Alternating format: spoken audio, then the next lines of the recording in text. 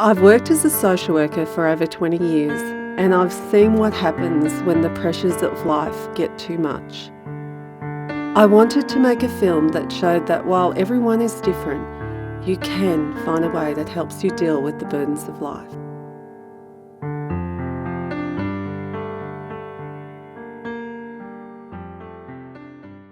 You can choose to either swallow that pain down and be like we were taught to in my generation and generations before me. Boys don't cry. The pinnacle of manhood is the strong, silent type. So you keep your mouth shut, you don't cry, and you just go about your business. And the problem with that is you create a ticking time bomb. When I needed help, I wasn't afraid to ask for it, and that's what I've found with a lot of friends and that I know, that sometimes we're too scared to ask for help, or we're too proud to ask for help. You know what? Yeah, we are. I faced that.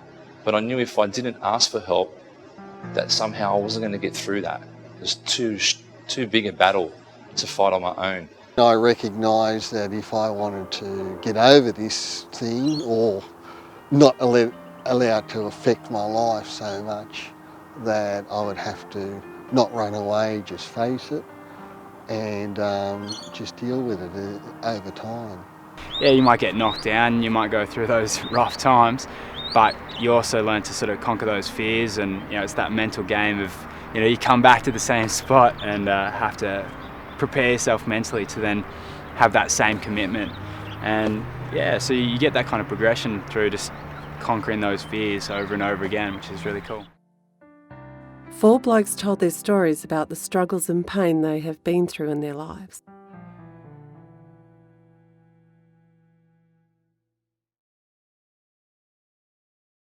I joined the Navy pretty much because I was in a country Queensland town, and my parents, it was either work in an aluminium smelter or work in an alumina refinery, and so they wanted me to have more opportunities than that.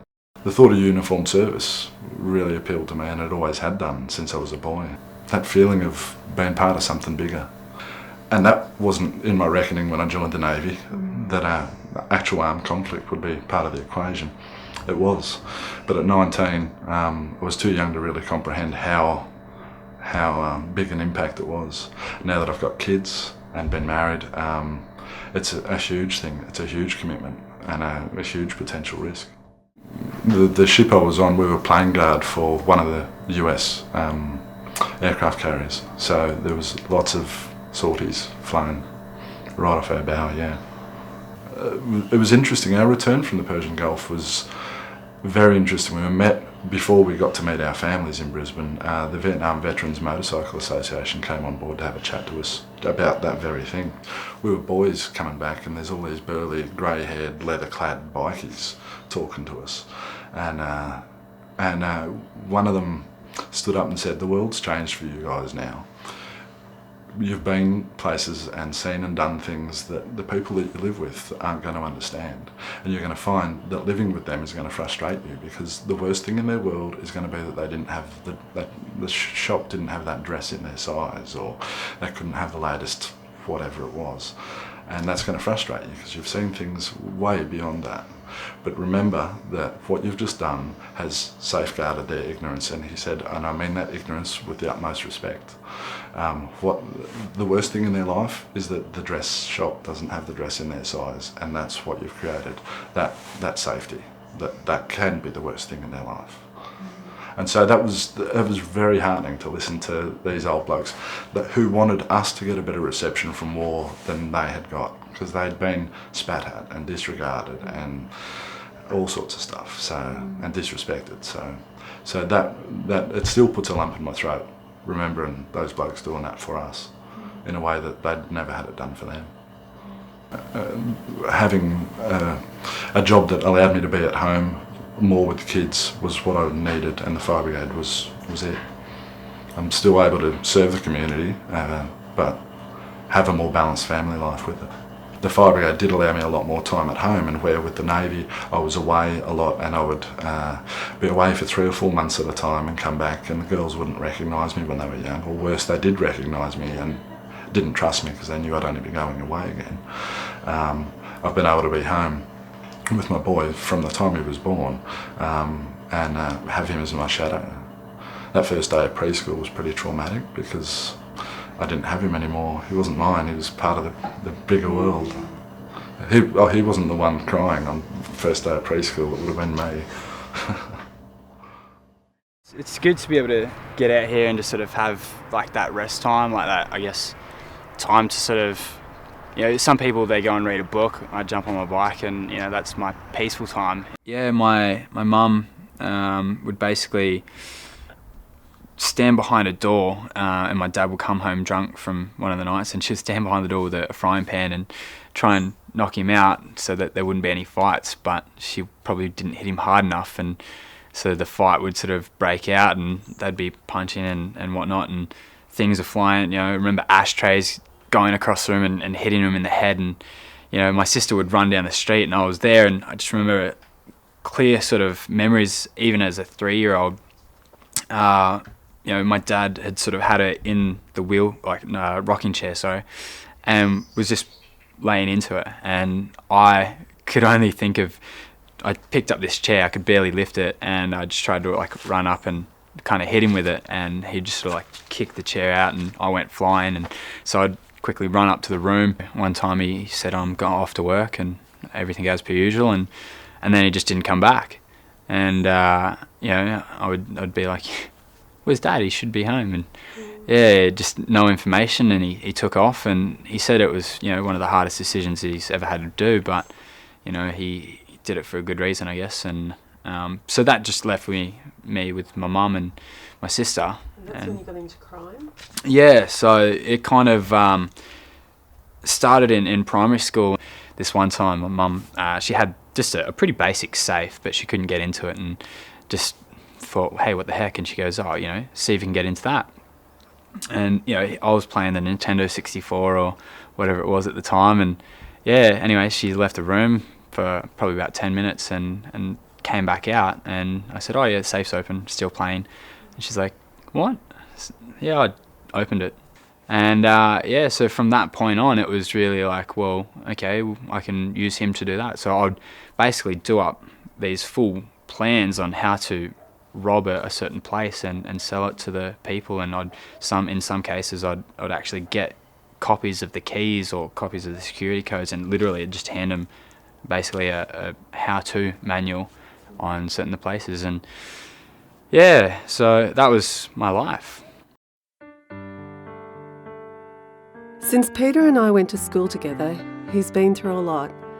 We caught up at his gelato shop, which I heard so much about in our Year 10 maths class. Do you remember at school when I got sent out from class and I told the teacher, Miss, I'm going to be the gelato king? Well, yeah, I did it. I did it. You got into a lot of trouble for that. I did get into a lot of trouble, and I remember at the last school reunion, I showed our teacher the article they wrote about me, and it said, Gelato King wins gold again. She gave me a big hug, so that was nice. Yeah. It's come at a price. It hasn't been easy. I was in partnership in this gelato business with my brother, and it didn't work out. As a result of that, we went our separate ways, but also my family chose to side with my brother, and they abandoned me. So I have no family as a result of that. So that was a very traumatic time, and I needed all the strength that I thought I had. I needed more than that to get through it. The feeling of abandonment, loneliness, emptiness, crazy thoughts. You know, thoughts that you shouldn't think. I don't remember a lot of things about school, but I do remember being ridiculed about being a gelato or wanting to be the gelato king, and what kind of future is that? And that's dumb, and you know, blah blah blah. And it was difficult to explain to my friends what it was that I was feeling, but I knew that I wanted to do that. I wanted to be a chef, you know. And back then, to be a chef and and enroll in home economics wasn't considered the cool thing or the manly thing. It was considered, you know, quite the opposite. So that was challenging in itself. So, you know, to get through that wasn't easy at school, but you have to stand strong, you know. And if you believe in something, just keep persevering. It was bittersweet to catch up with Rob. My friend Andrew, who was also his twin brother, committed suicide 20 years ago. We and many others are still affected by it. Time lessens the pain, it doesn't take it away. You know, I now work in a large organisation, I work in disabilities. I'm a supervisor in a disability sheltered workshop, and we had three guys with disabilities named Andrew. And every time, or almost every time, I say Andrew in the factory, my mind's reminded of my brother. I'm really just very sad that it all is like that.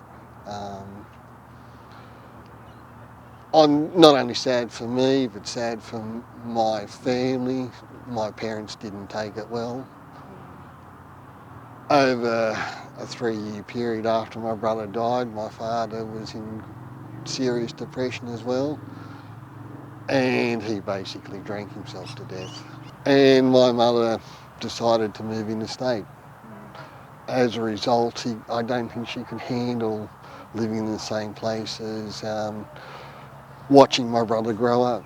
He had a bubbly personality, maybe not the life of the party, but close to.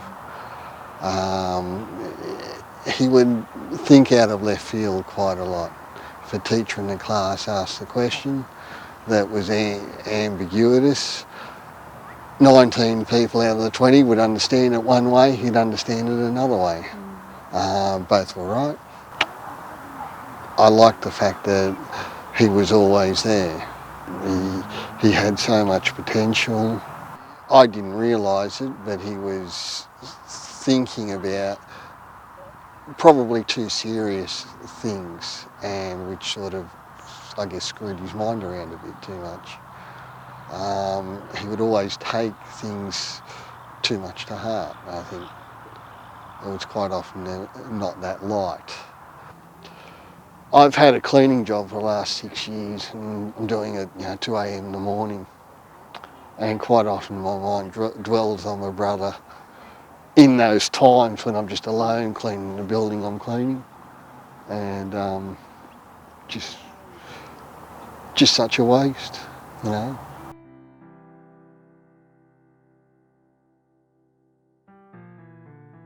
I've been through 2 divorces, and everyone's got pain in their life. I'm not special in any regard when it comes to pain. We all go through pain, and how we choose to deal with that pain is critical to how we go on, how we engage with life after that, and how we affect the people that love us and that we love.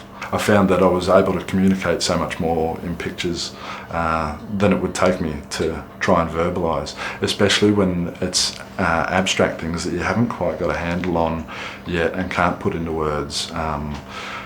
Expressing them in alternative ways other than writing things down or speaking them out, I found hugely beneficial, especially going through tough times. This painting here was one of those times, expressing how it felt without having to put it into words, without being able to put it into words because I hadn't got my head right around where my head was at the time. Being able to communicate clearly how that felt was gratifying. It was a release, and so painting's always been that way since. My dad had called and visited a few times sort of within that time frame there, and I'd seen that he actually went to this regeneration program and sort of got his alcohol sort of addiction or whatever sorted, and so same with the violence there. You can't just take things that don't belong to you and stuff like that and realise that. And I wasn't sort of really into the whole God thing, or I didn't know anything about it really, but what I did pick up on is just that when you do something bad, that you're going to have bad things happen to you, almost, I guess you could say, karma or things like that. But if you do good things, it can also help people and make them smile and you feel good, and all sorts of things can happen. My dad was really drilling into me the respect, the integrity, a man's character, all these kind of things which obviously he had learnt. I started riding BMX, and that was actually, some of the best times of my life was actually just riding. I don't know, that is worth more than any sort of sum of money or this and that. And the feeling that I got when if you get a big dirt jump, and you're sailing through the air, like you're flying, and I guess that's one of I guess the world's biggest sort of things, is that experience to fly. Everyone would love to be able to fly somewhere, and I guess the bigger the jumps, and these days, I'm jumping some of the biggest jumps in the world. We just had a competition recently that was declared the largest competition dirt jumps in the world, and you're literally sailing through this jump and trying to find the other side, which is so far away, but at the same time, you're looking down and there's nothing but the ground, and you're just sitting there on this piece of metal with some wheels, and for some reason that just gives you the best feeling. Not only do you have your gelato shop that you feel is your sense of community and your community service to the Smithfield area, you also do huge amounts for animal welfare. Huge amounts. We feel compelled to save as many animals as we can. Unfortunately, they need saving, and we've been fortunate enough to save many. I've lost count. Rehoming them, rehabilitating them, and all sorts of things. Just reuniting them with their owners if they get out. So that's our mission. You ask for help, you're going to receive it. And it's important that we, as a community, don't feel afraid to say, hang on, I'm not all right. There's something wrong with me here. Can I talk to you about it? And that's where it starts. And sometimes our friends don't know the simple things they do, like having you over for dinner, or giving you a hug, or asking, hey, are you okay today? Is there anything I can get for you? Or bringing you a bag of shopping because they know that you're working day and night just to pay the bills, and you haven't had time. Little things like that. It might not sound like much, but when you're in your darkest times, they're the shining light. And I keep persevering because there's always challenges. We always face challenges in life, and they're constant. It's the way we face them. If we can face them with a smile and with that attitude of perseverance, only good things are going to come from that.